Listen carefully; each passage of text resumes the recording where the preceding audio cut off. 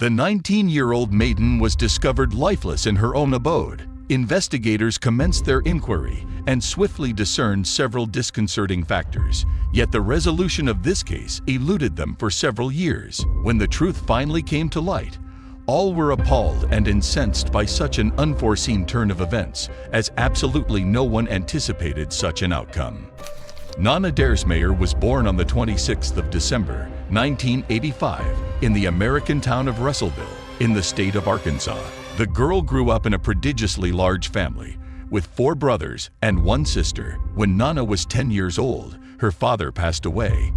This event proved to be a tragedy for the entire family, but even more horrifying revelations awaited them. After some time, the girl confessed to her mother that her father had subjected her to repeated acts of violence. She had been fearful of disclosing this while he was alive, and her admission came as a genuine shock to her mother. The woman had no inkling of the atrocities perpetrated by her husband. Despite such a harrowing experience, Nana found the strength to move forward and eventually decided to aid other girls who had become victims of similar crimes. To this end, she joined a volunteer organization, providing support to children in need. During her school years, Nana began dating a young man named Kevin. The young lady also participated in beauty pageants, achieving significant success in that domain. Nana won several local contests, enabling her to vie for the title of the state's beauty queen.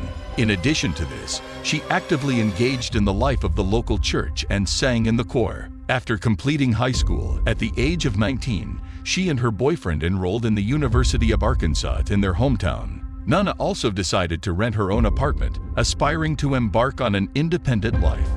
After the first year of college, her boyfriend opted to change his major and transferred to another university, located about an hour and a half away from their town. By that time, the couple had been together for approximately 5 years, and it was the first time they faced the prospect of living in different cities. On December 14, 2005, Kevin returned home for the Christmas break. He visited Nana and then proceeded to his parents' house, situated approximately 16 kilometers from the town. The following day held plans for both of them. Nana was to take her final 2 exams and meet with a girl from the volunteer organization. Kevin intended to drive his mother, who worked as a librarian, to a school event. On the morning of December 15, around 9 o'clock, Nana sent her boyfriend a message wishing him a good day. Kevin awaited her call after the exams to hear about how everything went. However, the young lady did not respond. She also did not reply to messages, causing Kevin to grow anxious. Around 6 o'clock in the evening, he drove his mother to the school event. However, the young man couldn't shake off the thought of why Nana hadn't answered her phone all day. Eventually, Kevin decided to call his friend, a pizza delivery driver in the vicinity of Nana's apartment complex. Kevin asked him to stop by and check if everything was okay. His friend quickly arrived and noticed Nana's car in the parking lot, with the lights on in her apartment. However, no one answered the door, and he relayed this information to Kevin. At that point, Kevin informed his mother that he was worried about his girlfriend and wanted to go to her apartment to ensure everything was in order. The woman agreed, and they headed to the residential complex together. Kevin's friend was waiting for them there, and all 3 began knocking on the door, but there was still no response. The young man had a key, but on that day, he had left it at home, as he had not planned to visit Nana. A few minutes later, Kevin and his friend attempted to open the front door, believing that something unfortunate might have happened to the young lady. However, their efforts were in vain. It was then that Kevin remembered the sliding glass doors at the back of the apartment. Approaching them, he immediately noticed something peculiar. Nana took her safety seriously, and whenever she was home alone, she would place a removable grill on the rear glass door. These grills were primarily used as a deterrent against burglars, easy to install and remove from inside the house, but quite challenging to tamper with from the outside. However, on this occasion, the grill was absent and the doors themselves were unlocked. Upon entering the apartment, they quickly noticed blood on the blinds, and in the bedroom, a shocking tableau awaited them. However, she lay in a pool of blood, face down. All her garments were absent, save for the socks. Even rushed to her, attempting to raise her, but swiftly realized her lifeless state. Meanwhile, his mother alerted the police. Investigators arrived at the apartment and initiated the scrutiny of the crime scene. They immediately surmised that the young lady had suffered multiple blows to the head from a desk lamp lying on the floor. They also discovered a blood-smeared imprint on the lamp itself, speculating it could have been left by the assailant. Adjacent to the victim's body, her phone was found with the battery removed. On the bedside table, investigators also uncovered an empty contraceptive package. Examining all doors and windows, they found no signs of forced entry. Medical experts scrutinized the victim's body, confirming that the desk lamp had been wielded as the weapon. She had sustained several blows to the head, and the metallic base of the lamp aligned with these injuries. Additionally, the young lady had been inflicted with numerous knife wounds. According to the pathologist, death occurred between 10:30 in the morning and noon. Remarkably, the experts detected no traces of violence, greatly perplexing the detectives. Considering the victim's lack of clothing, they initially pondered on the sexual motives behind the crime. However, the experts also entertained the possibility that the perpetrator might have employed contraceptives, the packaging of which was found in the apartment. In such a scenario, establishing the fact of assault would be practically unattainable. Ultimately, the police lacked any conclusive evidence. Nevertheless, an intriguing revelation surfaced shortly. The crime scene investigation had been conducted rather negligently. Investigators failed to collect blood samples from the blinds on the back door, neglected to lift fingerprints, and even omitted searching for shoe prints in the apartment, which could have served as crucial evidence.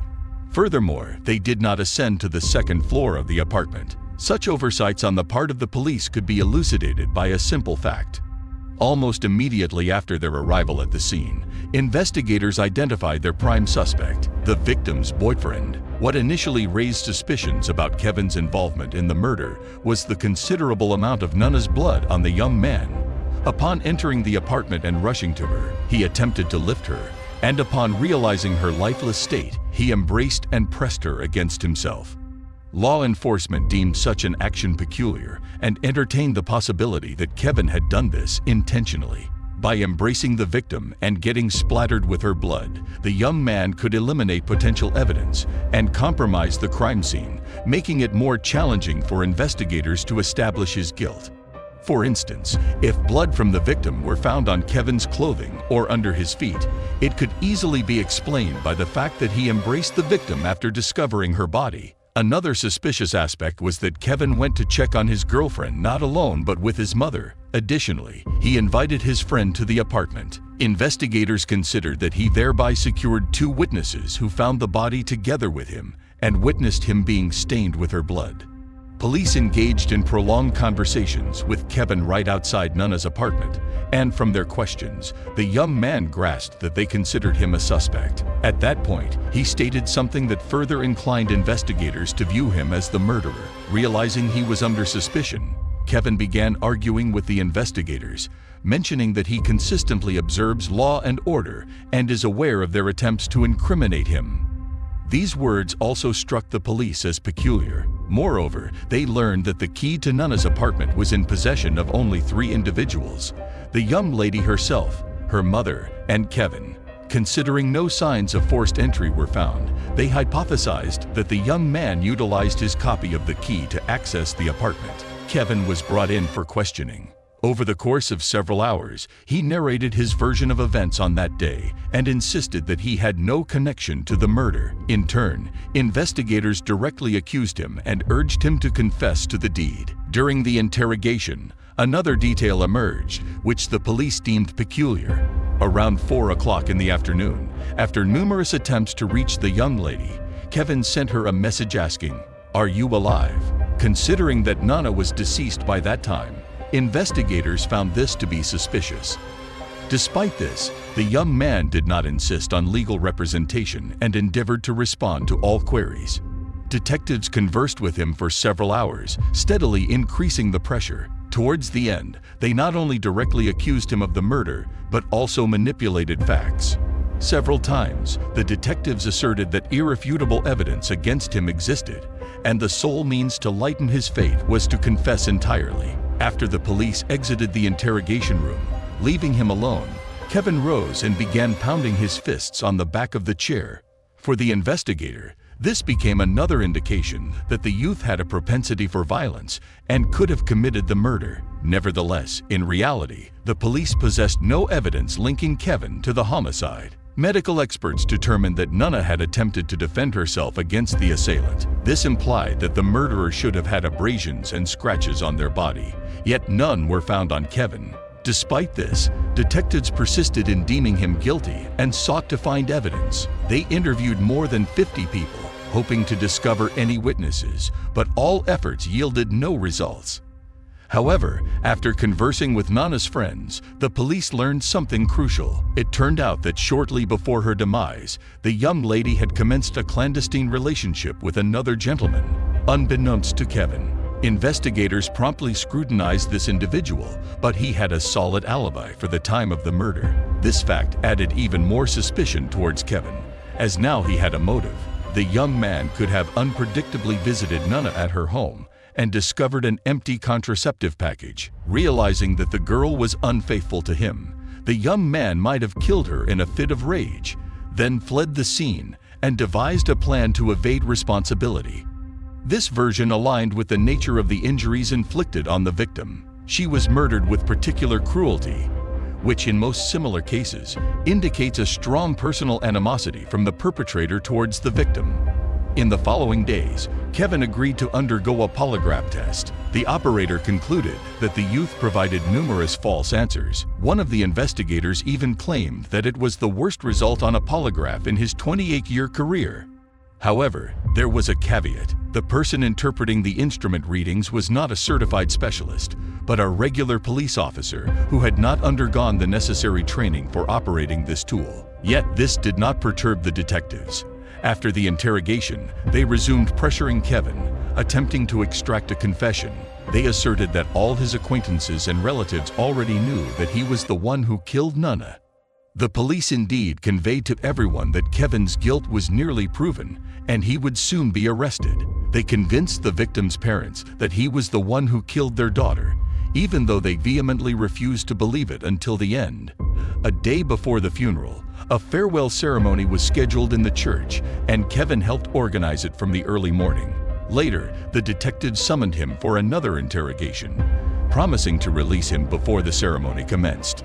Ultimately, the young man spent 7 hours at the police station and missed the ceremony. None of the attendees knew he was being interrogated, so many assumed Kevin's absence stemmed from a sense of guilt for his actions. Nana's parents did not even want the young man to attend the funeral because, by that time, investigators had already convinced them of his involvement in the murder. Nevertheless, Kevin still came and sat at a distance from her relatives. By that time, experts had finished examining the evidence taken from the victim's apartment. Inspecting the light bulb in the table lamp, they found a fingerprint belonging to Kevin. It was stained with Nana's blood, indicating that the print could only have appeared during or after the murder. For the investigators, this became the only available evidence, but they continued digging into Kevin for several more months, hoping to find more proof. They were unsuccessful, so on March 31, 2006, they decided to seek an indictment with the available data. The young man was charged with murder.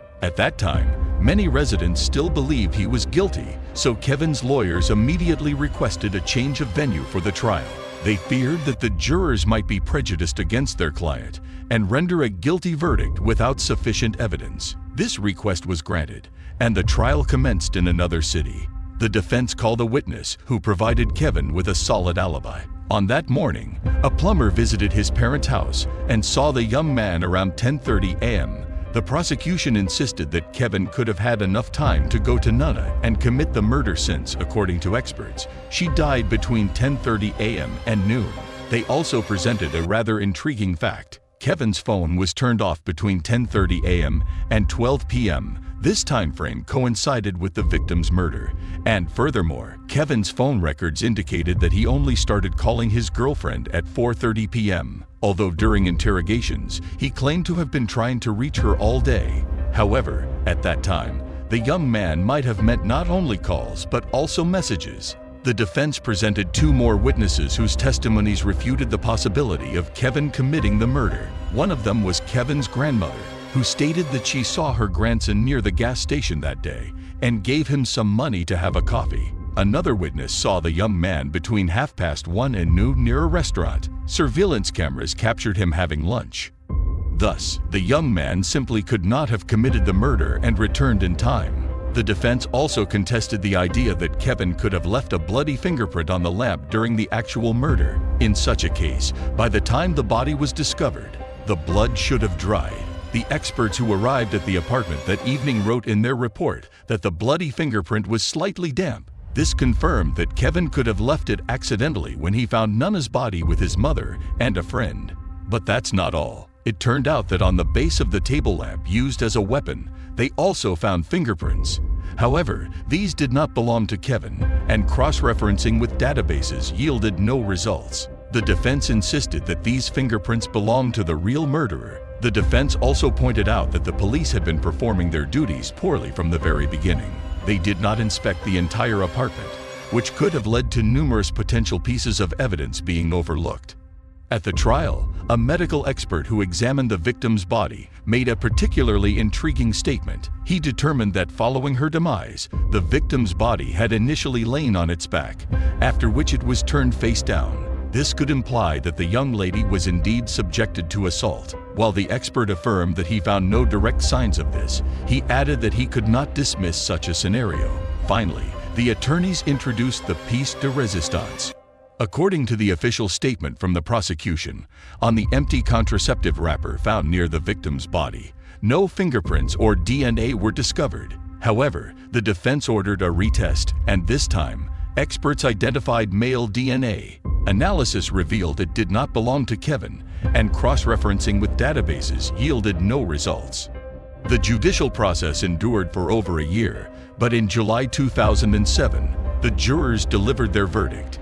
They acquitted Kevin of Nana's murder due to the lack of evidence. For the victim's relatives, who had considered him the murderer from the first days, this conclusion was a shock. They persisted in believing that Kevin was responsible for her death, and now he had managed to evade accountability. Despite their client's exoneration, the legal team pledged to continue working on the case and unveil the true culprit. Considering that the police were fixated on Kevin, no one expected them to approach their duties conscientiously. Therefore, their first action was to ensure that the DNA from the contraceptive wrapper was compared with all the men acquainted with Nana. All these individuals willingly provided their samples, and none of them matched. This continued for 2 months until, unexpectedly, in September 2007, something remarkable occurred. The police arrested a man named Gary Dan for robbery, and here began the most interesting turn of events. Firstly, this man had a prior conviction for assaulting another woman. Secondly, he resided in the same residential complex as Nana. Thirdly, in the initial stages of the investigation, the police considered him a suspect, but quickly shifted their focus to Kevin, deeming him the murderer. Taking all this into account, Kevin's lawyers requested a DNA test, and a long-awaited breakthrough happened. The sample from the contraceptive wrapper matched Gary's DNA. It turned out that after the young lady's murder, investigators had even subjected him to a polygraph test. Gary, who was 26 at the time, passed it entirely, though in that case, the interrogation was also conducted by a non-certified specialist. Moreover, none of them even verified this person's alibi. Then Gary claimed that during the murder, he was out shopping with his mother. After his DNA matched the sample from the victim's apartment, investigators finally bothered to check this information, and the alibi turned out to be false. Gary indeed went shopping with his mother, but not at the time of the murder, rather 2 days prior. This was confirmed by receipts specifying the purchase date, and Gary even showed them to the police. However, they simply disregarded such crucial information. They observed that the dates on the receipts did not align with the day of the murder. This is documented in their reports, but for some inexplicable reason, they either did not attach importance to it or somehow overlooked the discrepancy. Lastly, experts compared the fingerprints on his fingers with those found on Nana's table lamp, and they matched. However, a serious problem arose here. The fingerprints did coincide, but not to 100%. In the judicial system, specific norms were outlined for establishing the necessary matching indicators for culpability.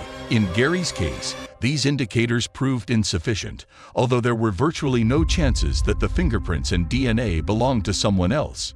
Here, with a high degree of probability, The investigators were at fault. Firstly, they did not examine all available evidence immediately after the murder, as per protocol. It's possible that the DNA analysis slightly deteriorated until they properly examined it a year after the murder. Secondly, the police might have overlooked numerous other pieces of evidence because they simply did not inspect the entire apartment. Upon receipt of all this information, detectives promptly apprehended Gary and accused him of Nunna's murder. Remarkably, at the time of her demise, the man was on parole. In 2002, he assaulted a woman jogging in the park, forcefully knocking her to the ground and subjecting her to a beating. He also threatened to take her life. The woman managed to break free and fled to her car. Meanwhile, Gary evaded the crime scene, but he was swiftly located. The man spent 19 months in prison, after which he was released on parole. Notably, his DNA sample was not entered into the database. Gary's trial commenced in April 2010, promising many intriguing revelations. As a witness against the man, his own wife testified, describing him as an exceedingly aggressive and perilous individual. Gary consistently abused his wife, and she genuinely feared for her life, hence hesitated to leave him. Yet, the most compelling aspect was that a few weeks before the victim's death, she witnessed her husband spying on Nunna through her apartment window. Based on this, the prosecution contended that the man had premeditatedly planned to assault her. Given his criminal history, Gary clearly exhibited a propensity for violence. He could have surveilled Nunna extensively, considering she lived just a few meters away. On December 15, he decided to act. Apparently, he knocked on her apartment door and entered under a fabricated pretext. There, he seized a table lamp, striking her multiple times before subjecting her to violence and ultimately taking her life. Due to Gary's use of contraception, medical experts could not definitively determine if the victim had been subjected to violence, but all indications pointed in that direction. Gary's lawyers denied his involvement, yet he lacked a genuine alibi, so they concentrated on framing Kevin as the culprit. According to legal experts, Kevin learned that the girl was being unfaithful and killed her. Kevin even had to testify in court, enduring accusations of being the actual criminal. Unfortunately, the prosecution could not use Gary's DNA prints as evidence, despite their almost unequivocal match. As a result, the jury failed to reach a unanimous decision, and the trial was declared a mistrial. A new trial promptly ensued, with a significant difference being the testimony of the woman whom Gary nearly killed in 2002. She recounted the man's assault on her and how she miraculously managed to escape. Despite this, the second trial also concluded with nothing, as the jurors did not find a common resolution. Consequently, Gary Dunn walked free, even though his guilt was practically evident. However, a few years later, the man eventually earned himself a prison sentence. In 2018, when Gary was 39, he committed two distinct crimes in a single day. Initially, he attempted to abduct a woman from a church parking lot, but she successfully fended him off. A few hours later, Gary exposed himself to another woman in a shopping center parking lot and was promptly arrested. Given his criminal history and the virtually undisputed fact that he was Nunna's murderer, the court decided to sentence him to the maximum term. Gary received a 15-year prison sentence for these two incidents, and he is serving his punishment to this day. Despite having the right to apply for parole, authorities are unlikely to grant him such an opportunity.